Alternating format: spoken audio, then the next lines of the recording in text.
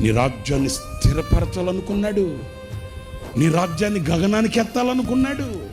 నిన్ను శిఖరాలలో ఉంచాలనుకున్నాడు. గాలి మేడల్లో మిద్దులు కట్టి అక్కడ పెట్టాలనుకున్నాడు. నిన్ను ఊహించని ఊరేగింపులో నిన్ను ఆయన ఉంచాలని కోరుకున్నాడు. ఈ అవివేకమైన పని ఎవడిచ్చాడు నీకు? పని ఎవడు చేయమన్నాడు నిన్ను పని?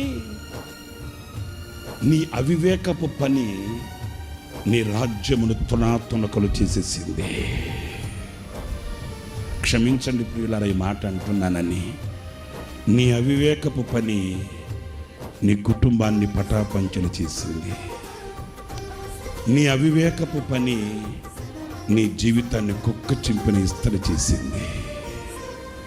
నీ అవివేకపు పని సమాజంలో నీకు విలువ లేకుండా చేసేసింది. వాని పని గాడిద పని గాడిద చేయాలి, గుర్రం పని చెప్పరేంటి అంతే. తల్లి పని తల్లే చేయాలి, తండ్రి పని తండ్రి చేయాలి, కాపరి పని కాపరే చేయాలి, గొర్రె పని నీ పని నువ్వు గుర్తిస్తే, ఆ పని నువ్వు చేస్తే, ఆ పని వారి మీద ఆయన బలమైన అభిషేకం నింపుతాడు.